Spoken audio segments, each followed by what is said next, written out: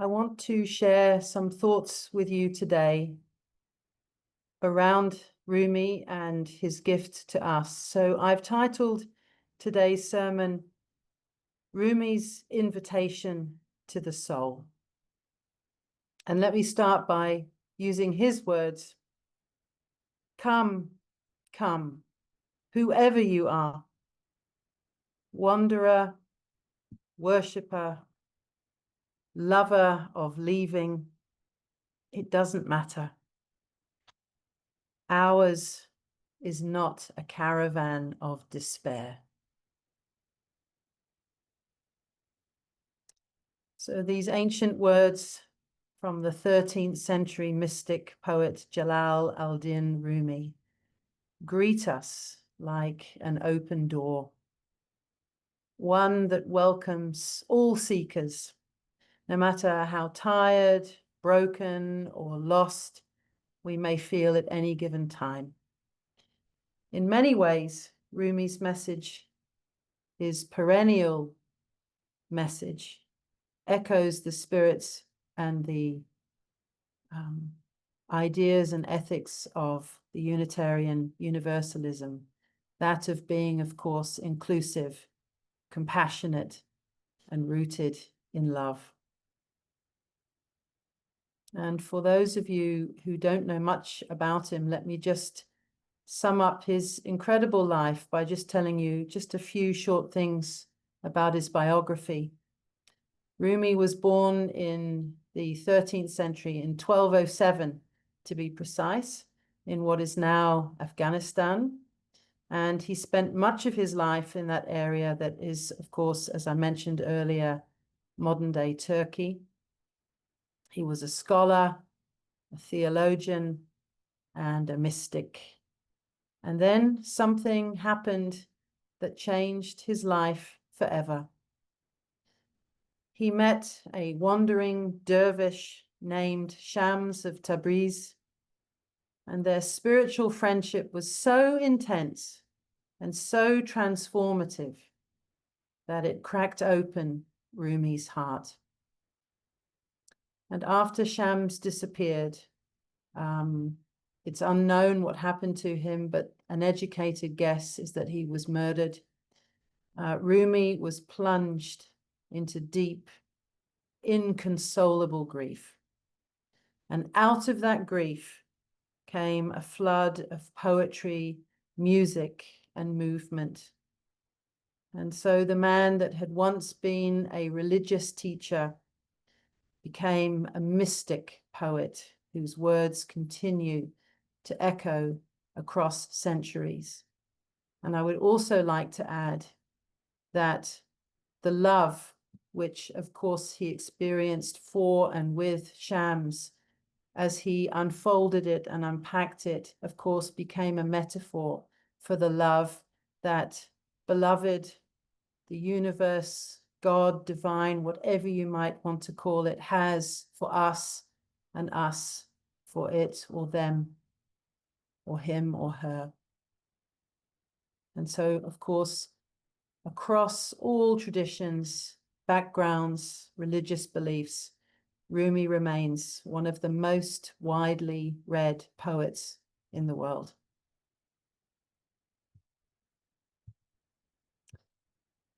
I want to touch on what I think of as the language of the soul, something that Rumi speaks so deeply to.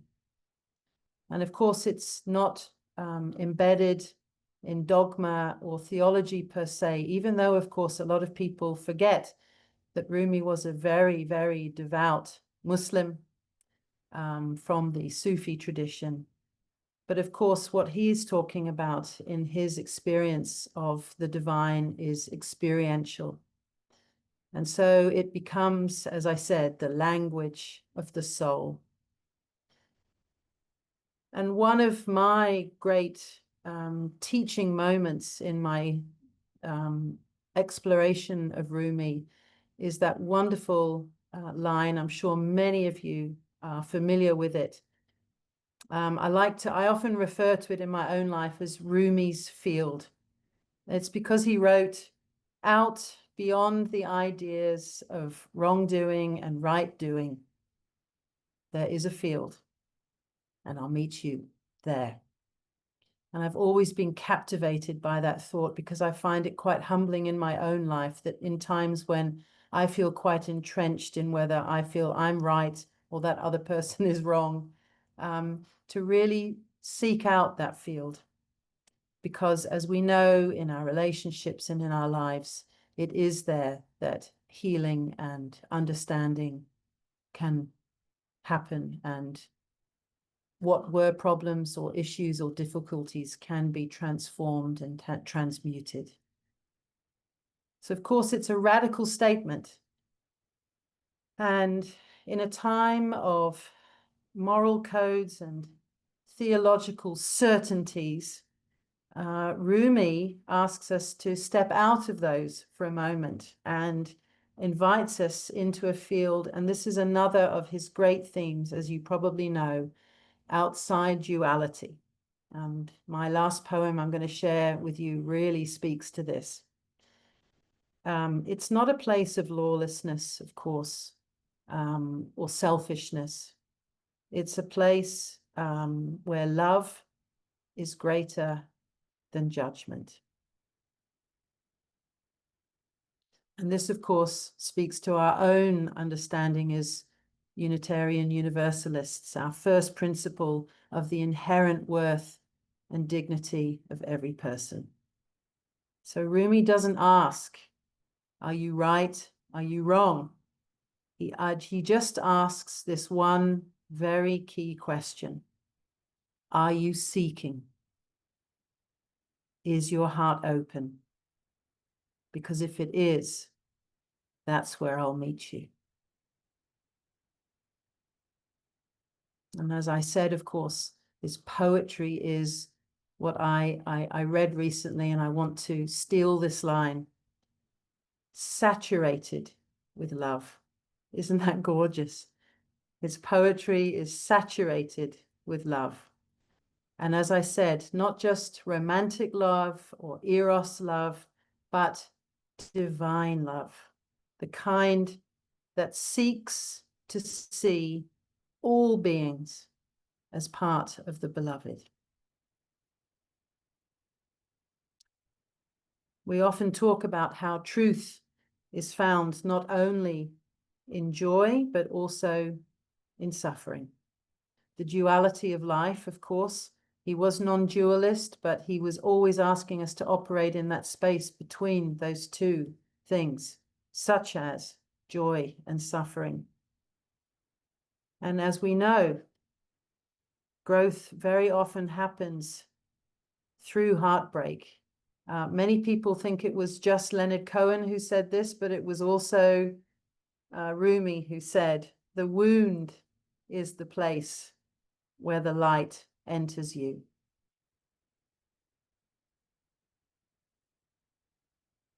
So, of course, it's in these moments of vulnerability and openness and surrender. And again, I have always felt that his Muslim understanding, because of course the word Islam means surrender, a deeply surrendered person where you are most vulnerable.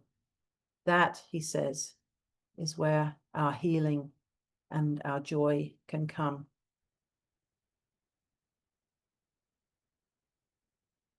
And then, of course, Rumi has an invitation to us to belong. And that's why I started with that phrase, come, come, whoever you are. It's a radical welcome, very much as we seek to be a radical and welcoming community. It's radical. Rumi doesn't qualify the welcome, of course. He says, it doesn't matter. It doesn't matter what you believe, who you are, where you come from, who you love, what you do. It matters that you want to come and that you may feel that you belong.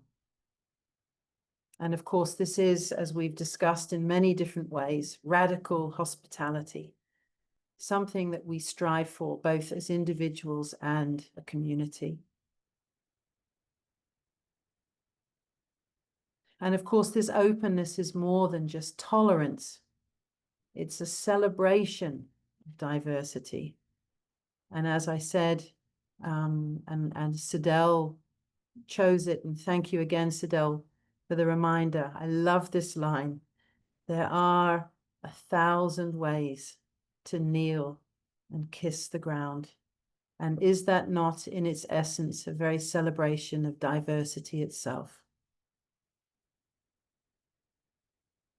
And he, like we, affirm that there are many sources of spiritual wisdom from scripture, science, poetry, and of course, personal experience. And Rumi reminds us that there's no one way,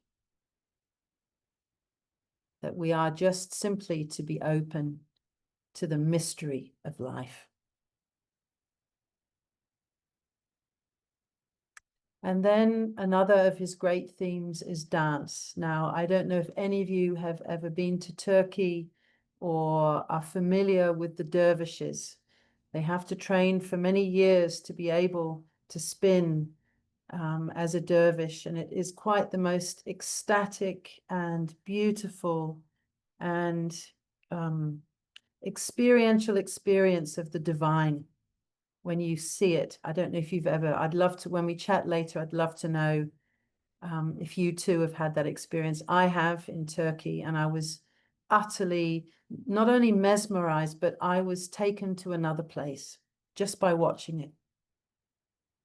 And of course, Rumi himself founded the Mevlevi order, often known in the West as the whirling dervishes.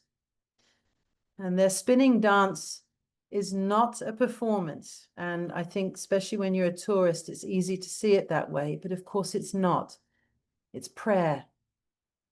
It's prayer. They whirl in circles, one hand turned to the sky to receive the divine. The other is turned to the earth to give. And actually, it's something I've experienced in many cultures, especially in indigenous cultures, that sense of us being, in a way, a conduit between the divine and the groundedness, the earthiness, because that's, of course, who we are too. And they too become vessels, conduits, channels of divine love. So what would it mean in our own lives and spirituality if we were to dance? And I don't just mean physically, but what if we were to experience, in whatever ways we can, the fluidity and the openness of life, and a turning towards mystery, and a turning towards one another?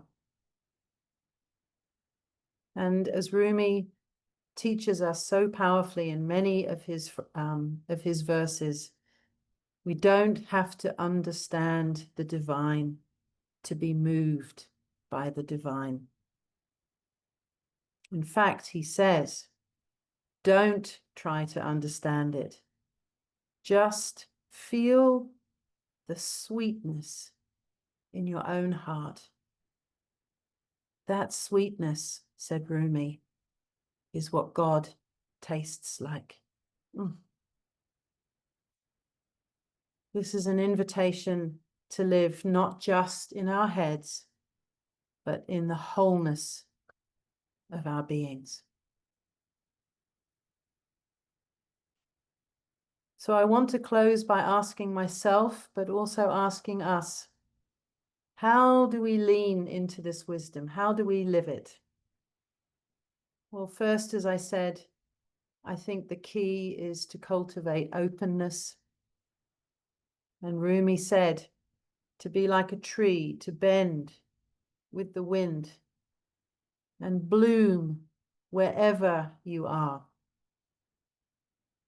And this, of course, means being open to change, open to other people's truths, open to being surprised by grace.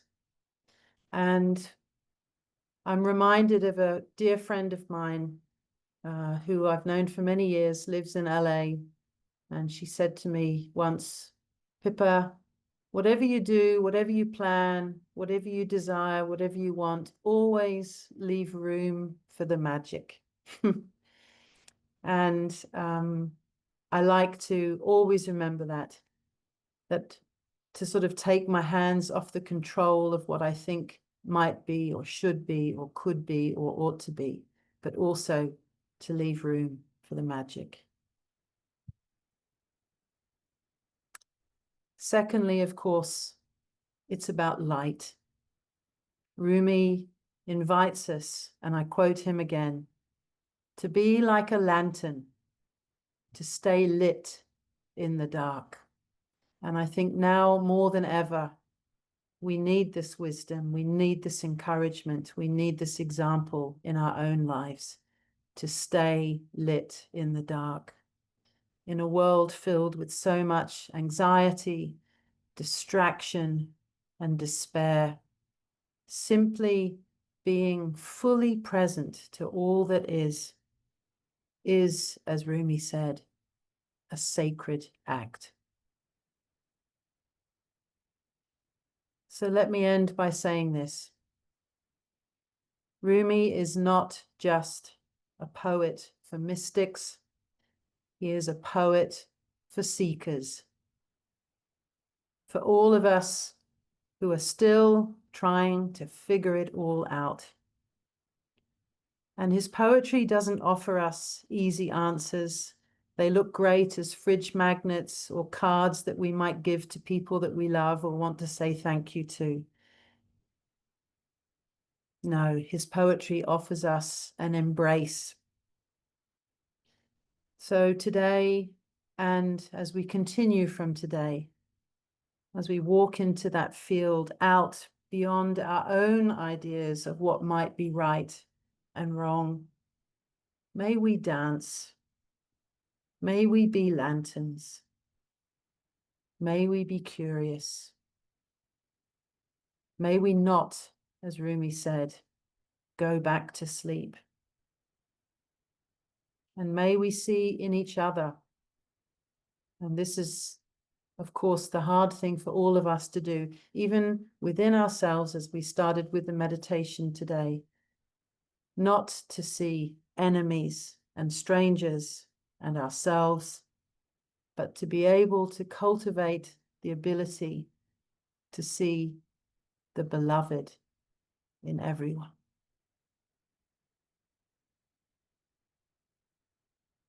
Thank you, everybody.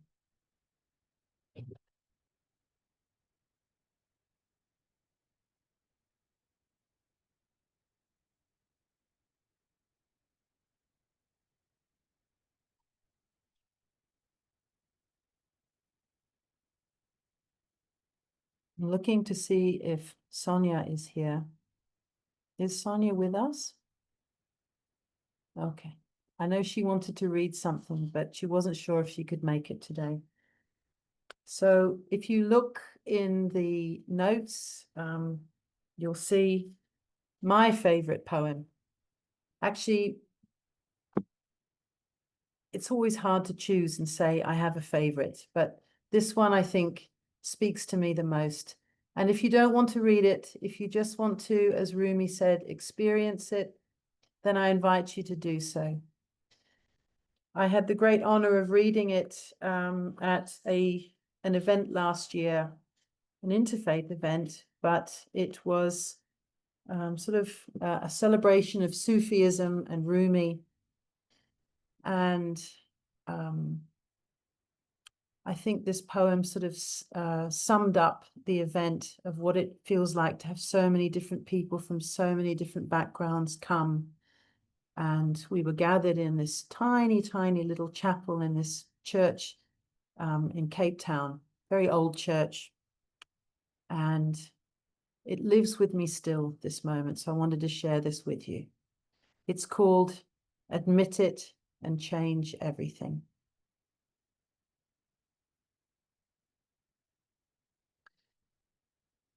define me and narrow me.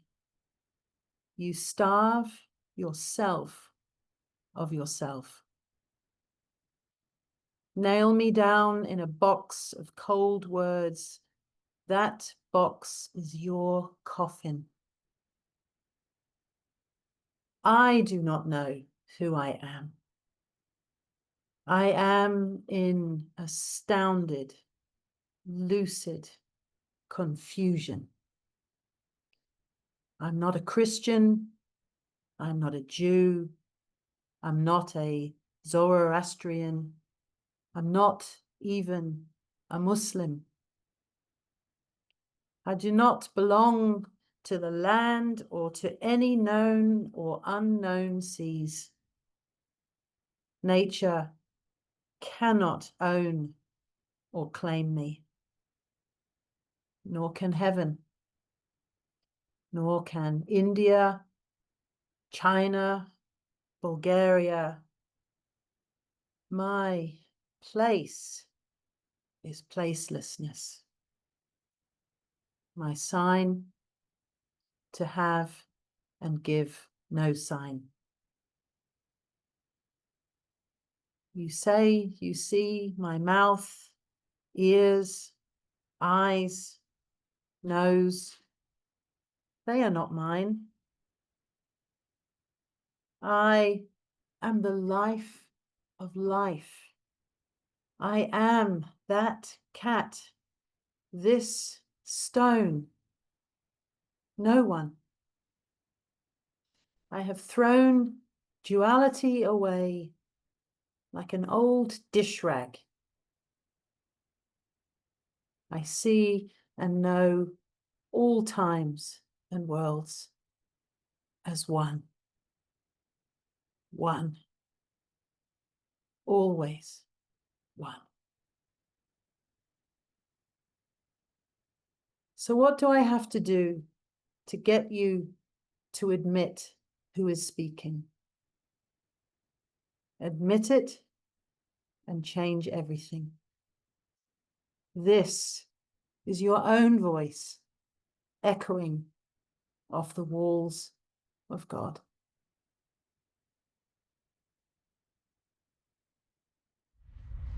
If you like this video, please like us on YouTube, subscribe to our YouTube channel, and click on the bell to be notified whenever we post a new video.